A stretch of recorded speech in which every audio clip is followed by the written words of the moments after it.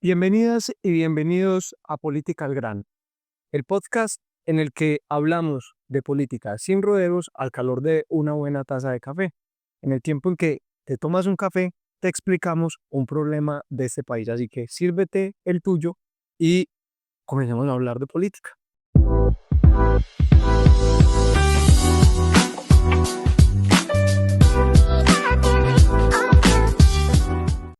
Bueno, hoy contemos qué café nos estamos tomando hoy, Alejandro. Hoy nos estamos tomando el café que tiene la marca Otto Café. Este café es producido en la finca Las Bocas, en la vereda Río Claro, en el corregimiento de Santa Rita, en el municipio de Andes. Y con esta característica, en la finca de nuestro compañero y amigo Otoniel Ramírez, quien gentilmente nos entregó esta bolsita para que la promocionemos. Es muy buen café, lo hemos consumido durante mucho tiempo y lo podemos recomendar ampliamente. Hoy hablaremos del controversial proyecto de dotar de mar a Medellín, anunciado por el alcalde Federico Gutiérrez el pasado 20 de agosto. La iniciativa fue calificada por él mismo como la más ambiciosa de su administración, consistente en un complejo deportivo recreativo que incluye un mar con un área de playa que Gutiérrez dijo que era mayor, más importante que la de Johnny Key en San Andrés de Providencia. Pues, Jorge, hay que empezar con una pregunta, pues cuando uno le dicen que se va a hacer algo, pues lo primero que uno tiene que preguntar es si sí se puede hacer. Y la pregunta es como medio chistosa porque uno pregunta, ¿se puede hacer un mar artificial en Medellín? Pues, o en cualquier lugar del mundo. Hombre, la primera cosa que uno tiene que decir es, uno podrá hacer una piscina o algo, pero un mar artificial, jamás. Y ahorita vamos a hablar un poco de cómo en algunos lugares del mundo se han hecho unas playas artificiales a la orilla del mar, o cómo se pueden hacer islas artificiales en ríos o en lagos, incluso en el mar también, como se ha hecho en Dubái. Y digamos que se pueden hacer piscinas con una playa de arena, incluso con olas, con grandes obras de ingeniería, pero decir pues que vamos a hacer un mar en Medellín, en el lugar en el que estamos tan lejos del mar, pues realmente es una cosa que no va a suceder. Esto pues hay que empezar por ahí. Alejandro, sin temor a equivocarnos, yo puedo afirmar que esto no pasa de ser lo que nosotros denominamos una montañerada o una exageración de aquellas que nos atribuyen, no sin alguna razón, a nosotros los antioqueños. Encontramos que lo más parecido que pudiera haber en el mundo, lo más parecido a esta idea del mar de Medellín, es una cosa que se llamaba el Seagai Ocean Dome, que era en la ciudad japonesa de Miyazaki.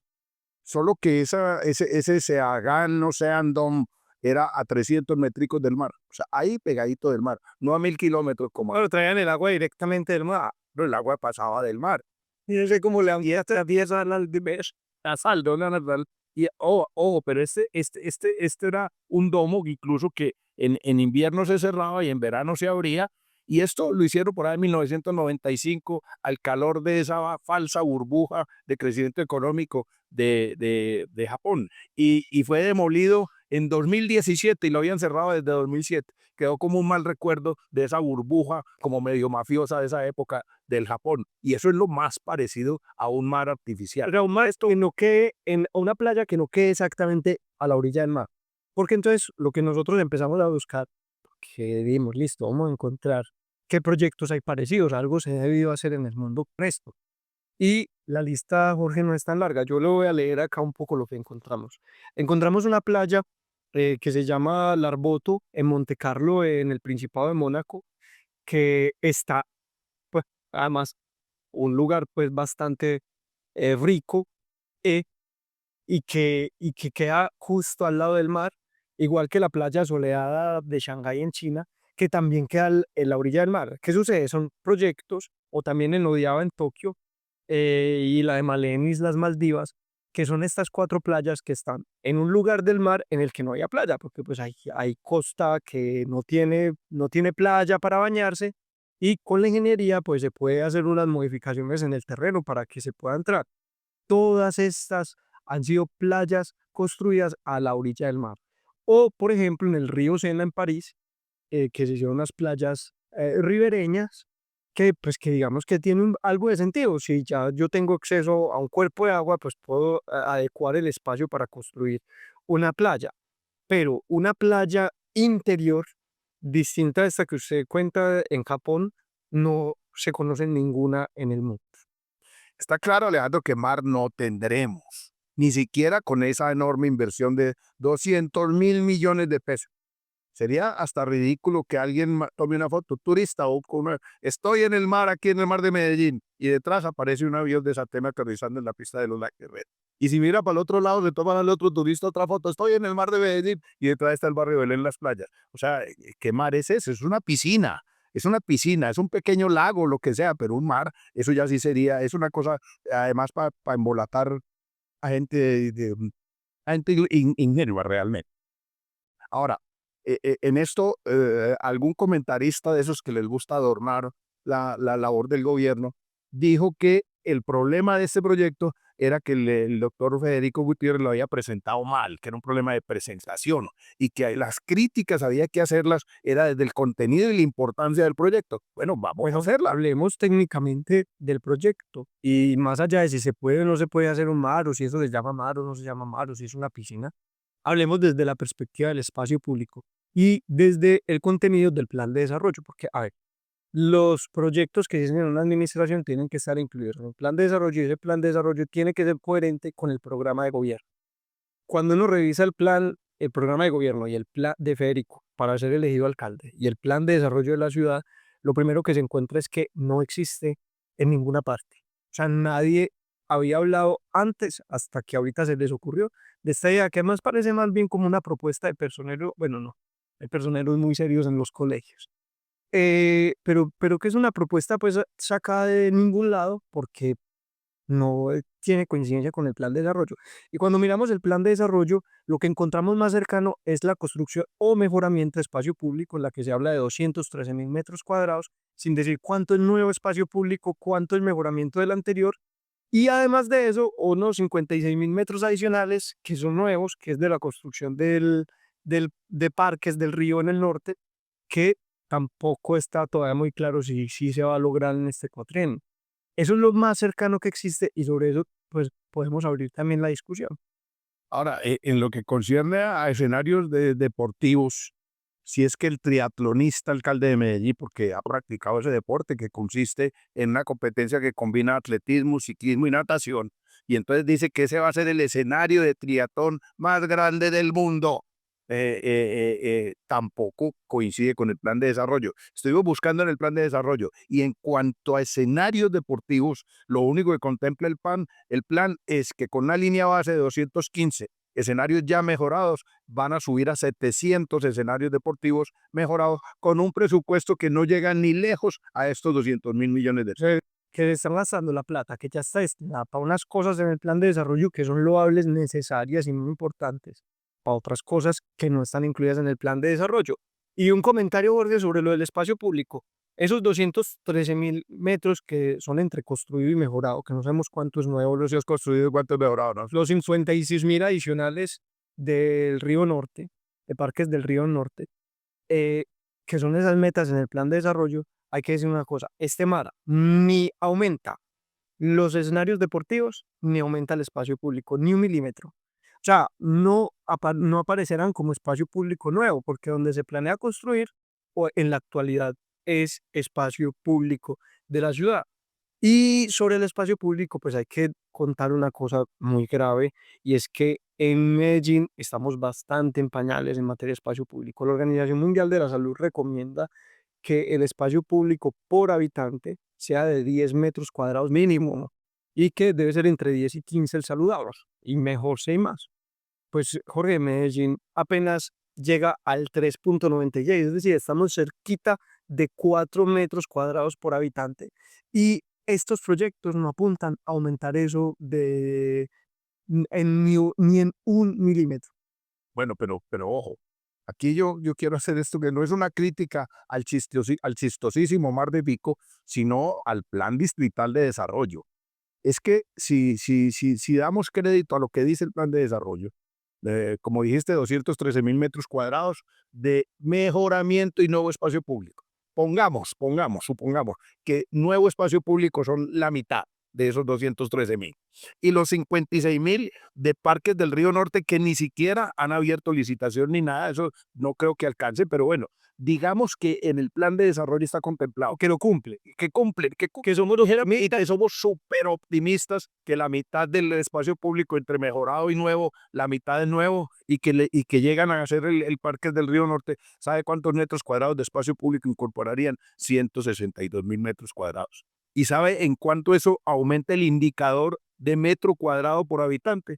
De 3.96 pasaríamos a 4.03. Una ridiculez. O sea, el plan de desarrollo, el mismo plan de desarrollo, en cuanto a crecimiento del espacio público, se queda supremamente corto frente a las metas que tiene el plan de ordenamiento territorial, que ya en 2 años hay que revisarlos, que era de 7 metros cuadrados por habitante, y frente a la Organización Mundial de Salud estamos lejísimos, lejísimos, lejísimos. Sí, o sea, con esto ni siquiera nos estamos acercando en las metas que como ciudad nos propusimos hace 10 años de aumentar el espacio público siquiera para llegar a 7, todavía estamos lejísimos, estamos prácticamente igual que hace 10 años. Jorge, y bueno, valdría la pena preguntarle a la Dirección de Planeación del Distrito si con estos 200.000 millones que casi vale este proyecto, un poco menos, si los tradujéramos a construir nuevo espacio público, aumentar el número de metros cuadrados, ¿a cuánto podríamos llegar? Y bueno, también es pensarnos porque los recursos públicos son escasos, las necesidades son muchas y un buen gobernante lo que tiene que hacer es priorizar el gasto público en donde están las mayores necesidades y pues habría que pensar si es cierto o no que a Medellín lo único que le falta es mar, pues porque así lo presenta el alcalde, dice, lo único que le falta a Medellín es mar. Y uno se pregunta, ¿será esta la única necesidad que tiene la ciudad? Ni a las grandes ciudades europeas mediterráneas, lo único que le falta el mar, mucho más a Medellín, que tiene enormes necesidades. Vamos a tocar una, para tocar una que es de las más importantes, indudablemente, que es la de la construcción de vivienda lejana. Aquí hay un problema grave en Medellín. Sea, la construcción de vivienda en Medellín se vuelve un problema clave, porque le pega a dos de los grandes problemas que tiene Medellín. Uno, lo que llaman la gentrificación o la turistificación de la ciudad, que ha venido generando un problema grave, ha venido desplazando habitantes de las zonas que se ha tomado el turismo y la hotelería de renta corta o la alquiler de renta corta para darle cabida al turismo, muy dudoso y muy cuestionable, pero bueno, es un fenómeno que existe y ha desplazado gente de barrios del Poblado, de Laureles, a otras zonas de la ciudad y ha encarecido enormemente el valor del suelo y los arriendos. Y eso, ese sería un problema que hay que resolver con generación de nuevas viviendas. Pero el otro problema que se resolvería con la construcción de nuevas viviendas es el problema de los asentamientos subnormales, de los más pobres de los pobres, que cada día ven más difícil el acceso a un arriendo o una propiedad y se tienen que ir para los sitios de más alto riesgo, con resultados catastróficos. Tenemos muy reciente el recuerdo de las catástrofes del norte en los límites con Bello o de la Altavista, donde perecieron ciudadanos porque se ubicaron en sitios donde no se puede construir vivienda porque no tenían mal donde taparse, para guarecerse, para vivir. Esto sí es un problema que habría que resolver y hay que preguntar si esos 200.000 millones de pesos se deben invertir en ese proyecto ilusorio del falso mar de Fico o si hay que mirar a ver cómo atendemos este problema de vivienda. Por ejemplo, Jorge, y aquí hay unos datos muy serios. Diego Palacio, que es un investigador de la Universidad Nacional, en su tesis de maestría en estudios urbanos y regionales, hace un estudio del déficit de vivienda que hay en Medellín. Y una de sus conclusiones es aterradora. Entre 2019 y 2023, o sea que en los últimos años, pues tenemos este corte de 2023, se duplicó la escasez de vivienda en Antioquia, en Medellín. Medellín. Eh, o sea, lo que nosotros estamos diciendo es que estamos peor que antes de 2019. Y lo que hay que decir es que llegamos a una cifra de que nos están faltando 16.000 viviendas, o sea que hay 16.000 familias sin vivienda, sin dónde vivir en Medellín. Y que hay más o menos 100.000 hogares con vivienda en condiciones deficientes, con vivienda que no cumple con la dignidad mínima pues, para ser habitable. Eso es lo que llaman el déficit cualitativo y cuantitativo. ¿Cuántas faltan y qué calidad de las que existen?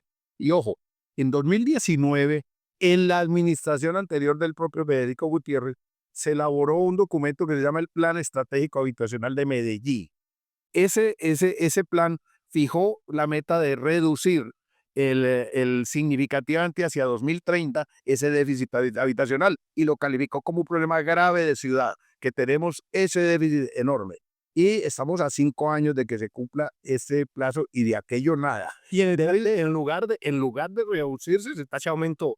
Y el plan de desarrollo, en lugar de fijar una meta ambiciosa en esta materia, inclusive cumpliendo, es una meta absolutamente ridícula. Se plantea, hablábamos ahorita, faltan 16.000 viviendas y el plan de desarrollo habla de construir 1.300 nuevas. Algo menos, o sea, algo menos, así. O sea, es menos del 8%. Y habla de unos 12.000 mejoramientos de vivienda, sabiendo que estamos en 100.000 mejoramientos que faltan, es decir, que estamos por el 12%. O sea que son unas metas bastante ínfimas al lado de las grandes necesidades, y mientras estamos con estos problemas de vivienda tan graves que muchos medios han estado cubriendo, que es una de las grandes quejas de los ciudadanos de Medellín, el alcalde está diciendo que, pues, que lo que le falta a Medellín es más. Jorge, estamos ya cercanos al final, yo creo que nos toca ir al grano y vamos entonces cerrando con algunas conclusiones. sí, claro, a la primera, con esa enorme inversión, lo que puede hacer la alcaldía será unas piscinas grandes con arena artificial y con algo de olas, pero un mar, ojo, eso es como realmente es una burla para la ciudadanía. Y lo otro es que además eso no crece ni un milímetro el espacio público que ya tiene la ciudad.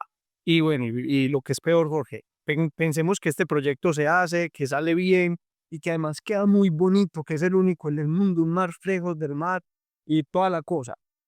¿Usted se imagina cómo esto puede impactar este problema que estamos hablando de vivienda si Medellín con este proyecto se turistifica aún más de lo que ya está?